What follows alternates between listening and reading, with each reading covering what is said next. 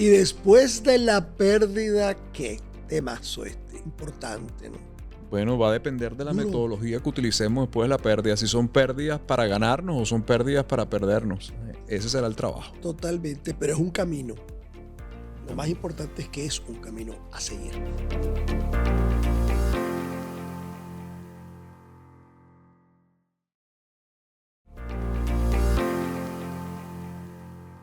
Y después de la pérdida, ¿qué, mi querido Juan Diego?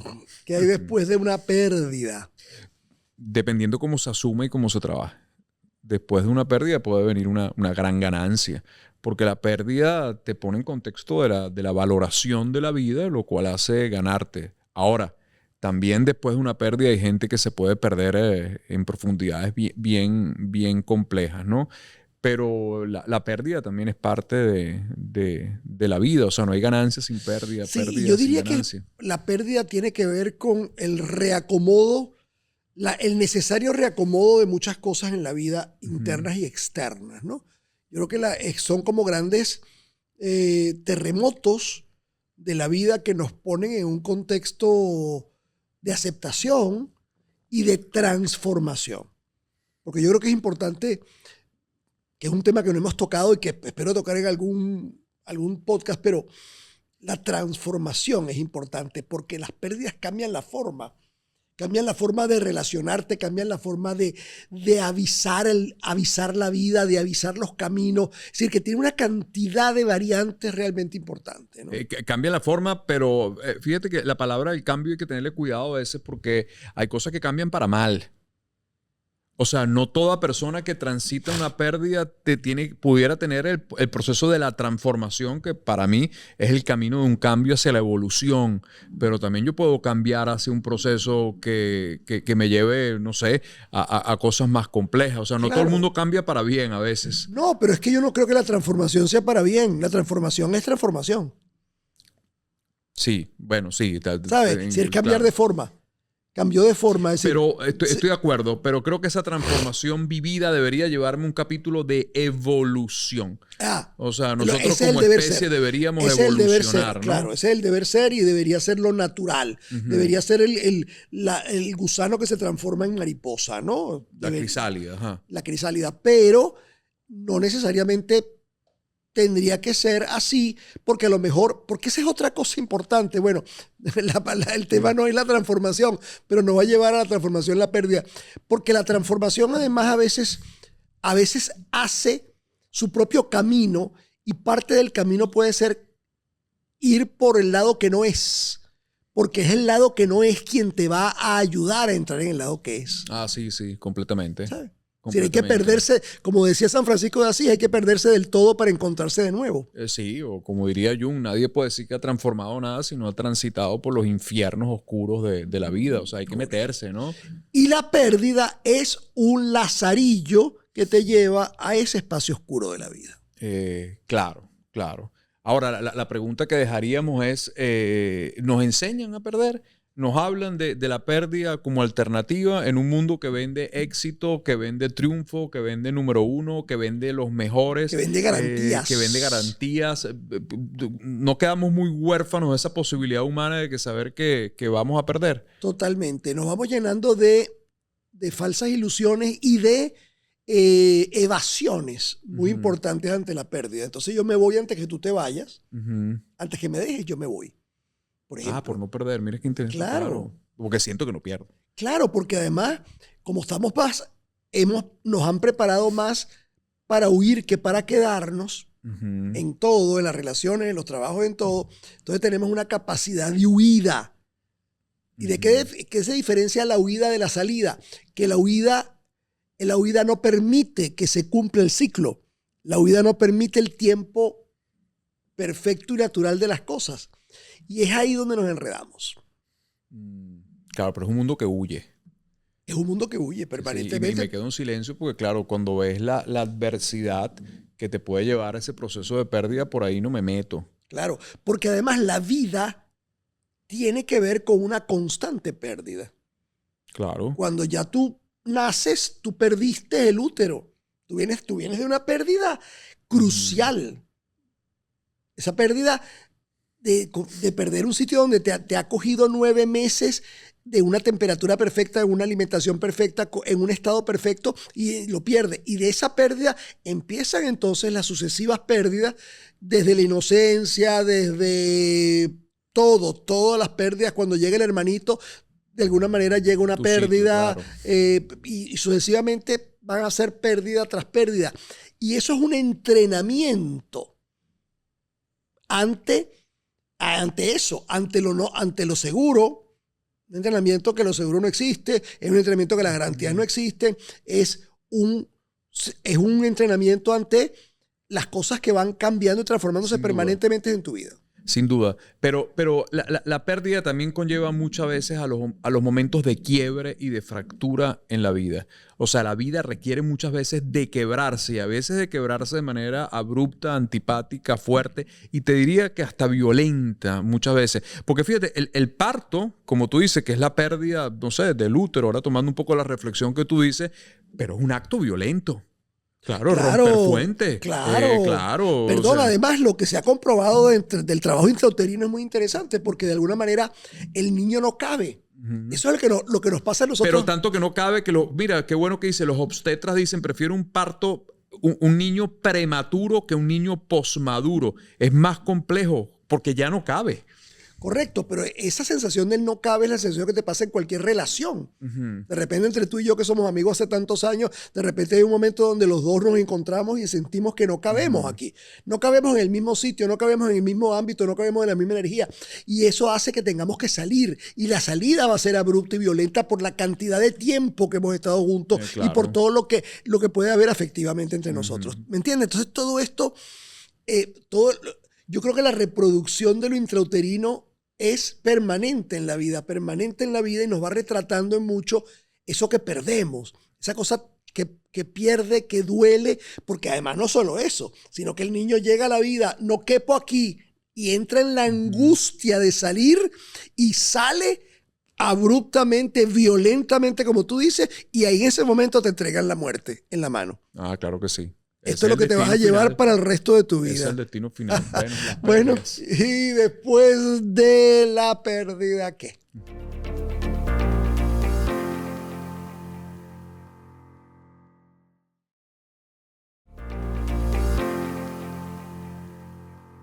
Y después de la pérdida, ¿qué?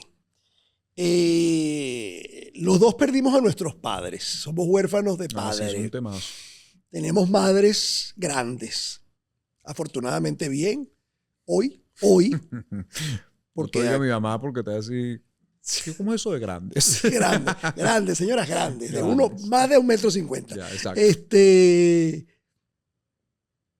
¿Cómo vives tú?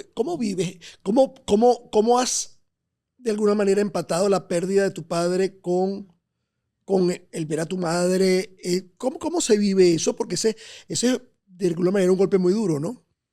Se vive con la negociación del vacío, de saber que es parte del recorrido. Eso no lo hace fácil, cuidado. Pero entendiendo que las formas de la vida van cambiando, porque esa es otra cosa, que las pérdidas también nos permiten negociar con otras esencias, ¿no? O sea,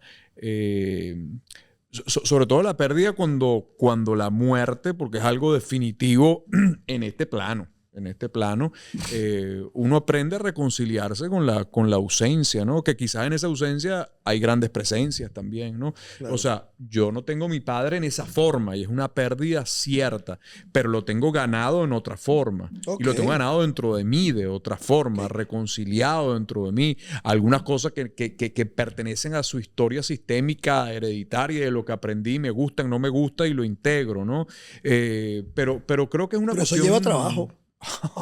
Bueno, y sigue llevando trabajo. Pero qué bueno, porque una pérdida es la oportunidad de ponerse o a llorar y volverse una víctima impotente por esa herida, o ponerse de verdad a trabajar en pos de cómo integrar esa pérdida para hacerla en tu vida una ganancia, ¿no? Claro, pero por eso a mí me aterra cuando nosotros generamos el ámbito de las víctimas. porque cuando me quedo en esa víctima no hay transformación, no hay capacidad de negociar con lo que pasó. Eso no significa que no hayamos sido víctimas, que no hayamos perdido, que no tengamos la ausencia. Eso nadie lo está negando. Pero a mí me gusta siempre el verbo creativo. Ok, pero ¿qué es lo que vamos a hacer? O sea, creo que cuando nosotros nos ponemos la posibilidad del hacer frente al camino de lo difícil es donde vienen las grandes transformaciones. La pérdida es parte del recorrido. Yo creo que hay que negociar con ella. Además, hagas lo que hagas, tengas todos los recursos, probabilidades, variables, herramientas, circunstancias, siempre vas a perder. La vida es un camino porque de pérdidas. No puedes ganar, no hay manera de poder ganar. A la vida no le puedes ganar completamente. No, y que si no pierdes, ganar otras cosas. Es decir, esto es Feng Shui, esto es Feng Shui puro. Es decir, para poder tener algo y adquirir algo tienes que renunciar a otra cosa, punto. Bueno, y eso para que algo entre, algo tiene que salir. Claro, también, ¿no? Volvemos, pero además la renuncia va a estar ahí muy metida y la renuncia es una forma de pérdida. Sí, es una pérdida. Es una pérdida como tal. Entonces, es ver eso como las cosas se van renovando de la vida y cómo entender ese ciclo sin mayores apegos. Volvemos con una palabra difícil que tenemos que analizarla en un próximo podcast, pero cómo podemos transitar esos apegos de una manera flexible o de una manera amorosa para que puedan dar lugar a nuevos partos en la vida, ¿no? Claro, pero la pérdida es tan humana, tan válida y tan cierta que si, por ser generoso con lo que voy a decir, si tú cruzas la mitad de la vida, bueno, ¿cuál será la mitad de la vida hoy en día que vivimos tanto? No lo sé, pero pongamos de los 45 para arriba. Eso no significa que esto no pueda pasar antes. Pero mira para atrás, mira para atrás. Claro. Párate y mira para atrás y te vas a dar cuenta cuánto la vida ya te quitó. Cuánto la vida ya deshojó, pues si no queremos decir la parte ese de término. Quitar, bueno, deshojó. Y te vas a dar cuenta que, bueno, a veces pierdes un país, a veces pierdes una pareja, a veces pierdes un patrimonio, a veces, no sé. Pierdes inocencia a veces. Bueno, porque pierdes el niño. Claro. Porque pierdes el niño, porque hay una parte que se fue, porque la vida está llena de pérdidas, porque son etapas de muertes y resurrecciones continuas, que es el ciclo, no el ciclo vital completo, sino el ciclo de las etapas de la vida, que todas cierran en pérdida, ¿no? Claro. Sí, claro. Estamos llenos de pérdidas. Qué bueno, qué interesante la pérdida y cuánto se sufre la pérdida. Y además, qué impotentes somos con la pérdida que además vemos en otros, ¿no? Qué difícil. Qué difícil es abordar la pérdida en seres que nos importan, ¿no? Claro, por eso no sabemos muchas veces dialogar cuando el otro está en el sufrimiento de la pérdida, y por eso le pedimos fortaleza y por eso le pedimos dale que puedes y todo eso. Y le metemos un discurso de palabras absolutamente sordas absurdo, e inútiles, ¿no? Inútiles. Todo eso es parásito de lo que se puede decir verbalmente. Pero la pérdida tiene algo que es extraordinario, que la pérdida te pone en contacto nuevamente contigo, porque te vas a dar cuenta que todo aquello que tú dijiste que era tu vida, no es tu vida, eso no es verdad. Es que si tú te vas, yo me muero y esta pareja es mi vida. Mentira, tú te divorcias y pasarás un sufrimiento muy grande, pero tú sigues. Tú sigues porque la vida termina conjugándose en uno. La vida empieza y termina en uno. Son frases tuyas. Entonces, cuando te das cuenta que la vida ya ha deshojado y tú sigues aquí, entonces te haces la reflexión de que la vida soy yo y que a pesar de lo que se quedó atrás, yo sigo en la vida y por eso es milagrosa. Sigue maravillosa. Y además, pero es importante que hablemos de las personas que se quedan en la pérdida. Bueno, se quedan en la pérdida y se quedan en la pérdida. Entonces son los grandes huérfanos de toda la vida, o los grandes divorciados de toda la vida, o los grandes abandonados de toda la vida, o las viudas. O las viudas o los viudos. Okay. Así que bueno, ¿y después de la pérdida? ¿Qué?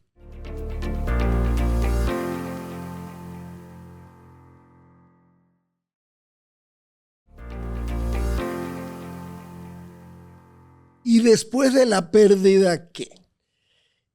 Hay mucha gente que se queda en una pérdida. Y esa pérdida puede ocurrir en cualquier edad y tú sientes que esa persona se quedó como el gran huérfano, la gran huérfana, la gran divorciada, la gran viuda, la gran abandonado, el gran abandonado, el gran traicionado. Hay gente que después de una estafa, oye, me peleé con mi socio o mi socio me estafó y se quedó como un perdedor de alguna manera porque eso le recuerda lo que pasó. Hay una frase muy peligrosa que además ha sido política y que en mi país se ha utilizado muchísimo en Venezuela, que se llama prohibido olvidar. Frase peligrosa. frase muy peligrosa, porque es como si nos quedáramos pegados en una pérdida, porque hay que recordar que perdimos, hay que recordar, porque si nos olvidamos que perdimos, entonces podemos repetir. Hay que tener cuidado, es una frase peligrosísima. Decía Borges, el único perdón que procuro es el olvido, decía. Claro, Fue un el gran perdón. el gran Pero, perdón. sin embargo, perdonar como hecho terapéutico, como hecho humano, no es olvido, pero eso será tema para el perdón. Era otro tema. Y hay que revisar qué es el olvido realmente a nivel de nuestro cerebro. ¿Dónde está el olvido? Que yo creo que el olvido es un archivo que existe que se llama olvido. Claro. Que es oscuro, frío, pero está y que ahí, está en el último cuarto, pero es un está registro. ahí. Claro, Es un registro. Sí, yo estoy de acuerdo contigo que la gente se puede quedar pegada, como decimos coloquialmente, se quedó pegada en ese divorcio, se quedó pegado en ese divorcio, se quedó pegado en ese trabajo. Ajá. Hay gente que sale de un trabajo y sí, pero hace 20 años y sigue hablando otra vez de la pérdida de ese trabajo, de lo que fue. Pero es el proceso de quedarse en la víctima, que tiene una función en su vida. Porque si ese es el papel para poder argumentar el sentido de mi vida, yo no tendría por qué salir de la víctima. Entonces, claro, salir de la víctima me impone un trabajo, me pone una transformación, en una aceptación. Y eso es importante, porque las pérdidas en la vida yo creo que se tienen que vivir bien acompañadas. O sea, es peligroso cuando en la pérdida, en la fractura y en el rompimiento, yo puedo establecer un marco con una soledad muy grande. Esa soledad puede ser muy fértil, pero puede ser peligrosa porque el diálogo es con uno.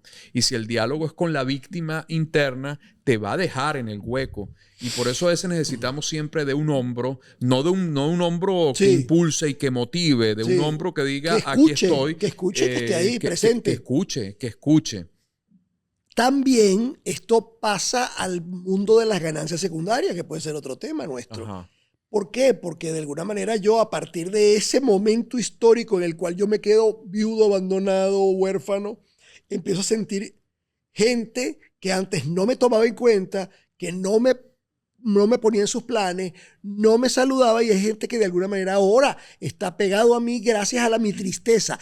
¿Qué pasa si yo me salgo de esta tristeza? No, te pierdes. ¿Qué pasa si me recupero? Te pierdes. Pierdo todo esto. Entonces hay una parte de mí que se solaza en eso y se queda pegado, incrustado a esa sensación de victimazgo, donde los demás están pendientes de mí porque pobrecito ha sido tan duro que no ha podido superar esto, ¿no? Pero esa es la compañía improductiva. Esa es la compañía de la víctima, donde todo el mundo acaricia a la víctima. La buena compañía es el quien abre un camino de vamos a caminar. La víctima es estática. El que transforma camina, gatea, no importa. Yo no estoy pidiendo que corras en un momento difícil de tu vida, pero donde hay inmovilización absoluta, fíjate, hoy las cirugías, las fracturas inmovilizan, pero no tienen a la tendencia de como era antes de, nada, paciente operado, paciente que se para. Paciente operado, paciente que tiene que caminar lento, en recuperación, pero no dejarlo en cama. Claro. O sea, hay que gatear en la vida, porque yo creo en las detenciones y creo en la pausa, pero son pausas activas. Claro. La vida no se puede generar en la muerte en vida. Además son pausas que prevén un nuevo escenario, por lo tanto hay que caminar hacia ese escenario. Es que si no camino me acostumbro, claro, me acostumbro a la cama, o sea, me acostumbro a la estática y la víctima, mira, es sorprendente, yo conversando con un psiquiatra una vez, hay estudios que dicen que en esos cerebros depresivos que hoy los ves en la resonancia magnética funcional, que es extraordinaria, que son grises, que no ves colores, pero las víctimas tienen una parte iluminada del cerebro y no se entendía por qué esa parte que está, no tengo el nombre exacto, detrás del prefrontal, puedo seguir una incoherencia, era iluminada, decían, pero ¿por qué se ilumina? Porque es que la víctima tiene un papel siempre creativo de la víctima. Porque una víctima tiene que hacerse ver, claro. Pobrecito yo. Y esa es la parte del cerebro que dice cómo te pones en esa actitud, cómo te pones fastidiando a los demás para que te miren. Claro. Para que te miren. Entonces, siempre ese papel de la pérdida, hay que tener mucho cuidado en que la inmovilización sea perenne, porque nosotros nos podemos acostumbrar y entonces, como tú lo dices también, es la gente que está muerta en vida, ¿ves? Y vive mucho o sobrevive mucho, ¿no? Por lo tanto, la pérdida debe estar absolutamente en movimiento interno. Esa es. En movimiento interno, por eso el escribir, el ir a terapia, el poder tener quien te escuche, el poder sacar el sentimiento, verlo y ponerte en el punto justo para continuar el camino. Exactamente. Y verbalizar la pérdida.